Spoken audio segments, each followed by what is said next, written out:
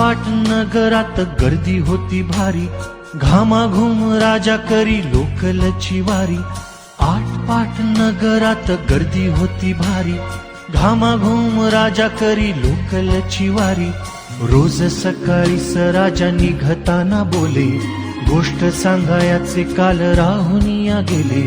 जमलेच नाही काल येणे मला जरी, आज परी येणार मी वेळेवर घरी.